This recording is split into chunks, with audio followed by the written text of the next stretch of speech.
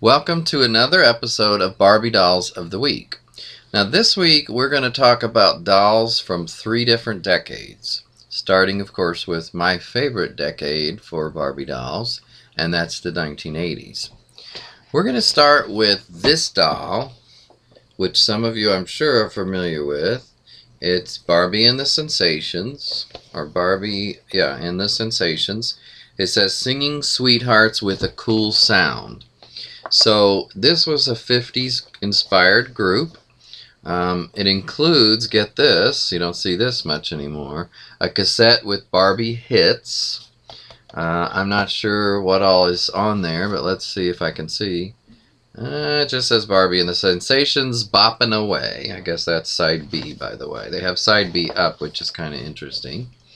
And so like I said, it was a girl group, 50s kind of girl group. You see of course, Barbie is in the pink-inspired outfit. Even the cassette tape is pink. And you see on the front some of the other members of the group, right there. And that's actually a drawing.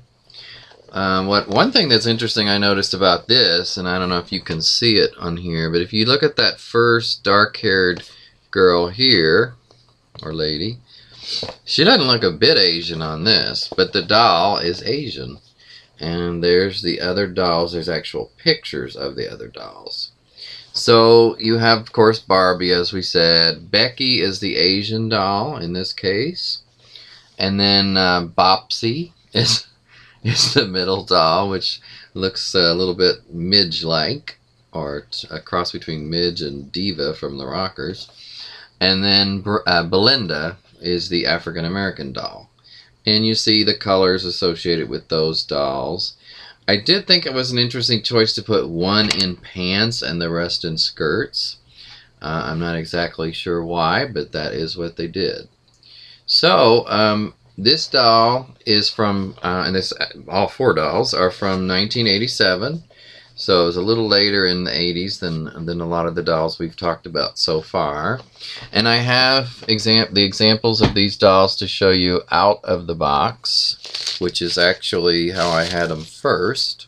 In this case, I bought them out of the box as a set, I believe, years ago. So here's this African American one. And as we said, this is Belinda.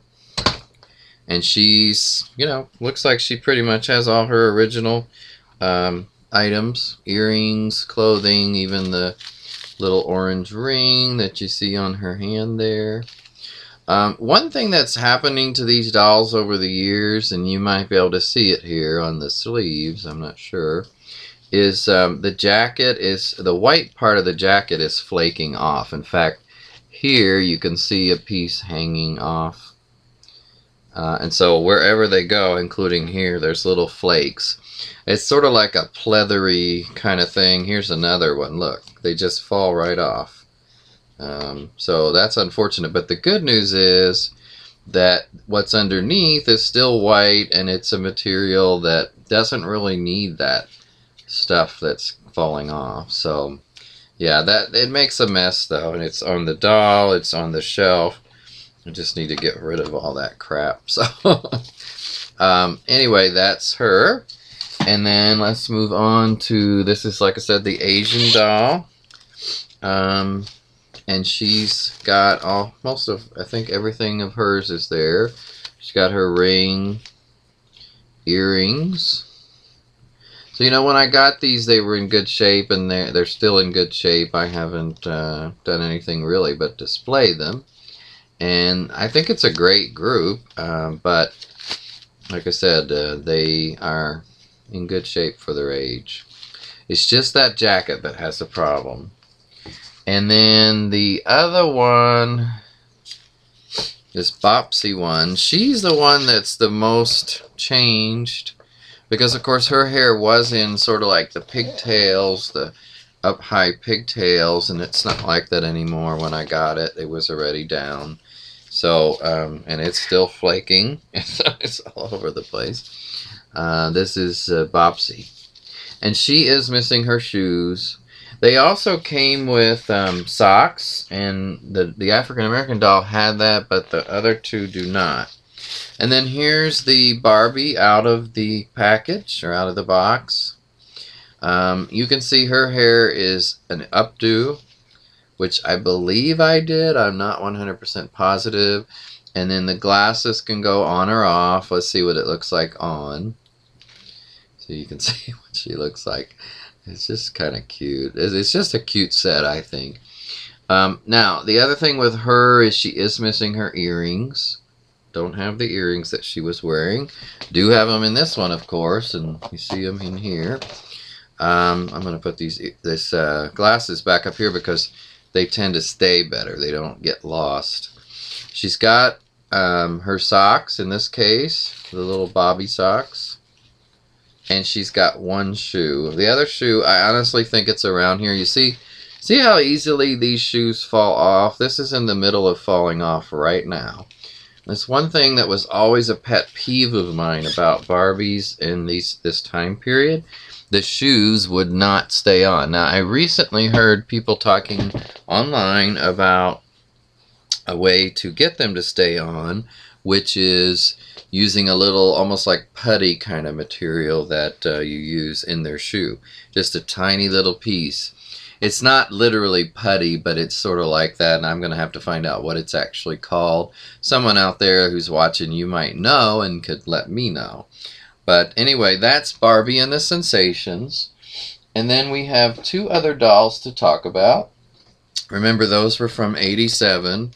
This next doll we're going to talk about is from 1996. And this was a first of its kind doll for Barbie, and maybe for any kind of doll, I'm not sure. But what they did was Mattel made a doll called Share a Smile Becky, who's of course a friend of Barbie, because who isn't? And Barbie also had, of course, Christy, her longtime friend, in the picture. And this is what it looks like on the back of the box, which is a very unusual shaped box for Barbie. Still pink. You see the Toys R Us price tag, which says $19.99 on it. And that's how much it was at that time. But Becky, as you can see, is in a wheelchair. And she is the first doll in at least the Mattel line that is in a wheelchair. So here's what she looks like. And, you know, of course, I wanted to get this doll the minute I heard about it because it was a first. And I thought that was really unusual, unique, and a great idea for those children who might also be affected, or for that matter, adults. But they did a later version that I didn't like as much. I don't remember exactly what it was at this point, but I didn't feel like I needed both anyway. So this is a nice one.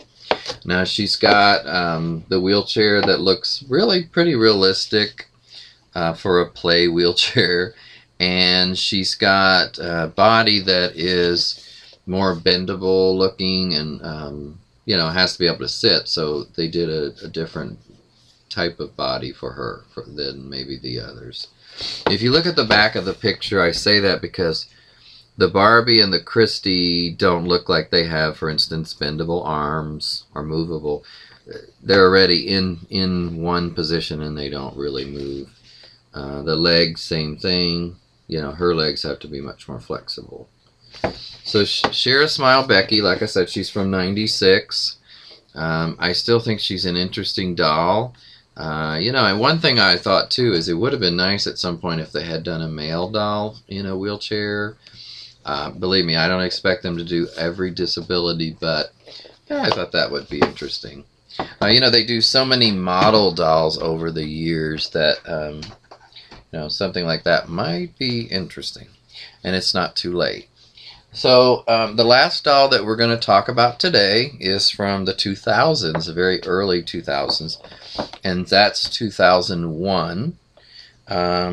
In 2001, at, again, Toys R Us, I was hanging out a lot at Toys R Us at that period, that kind of time frame. They did this doll here, which is Grand Hotel Barbie, and it says Travel in Style Day through Night. Let you get a better look at her. I really like the face on this doll, and the clothing is nice. Nice outfit.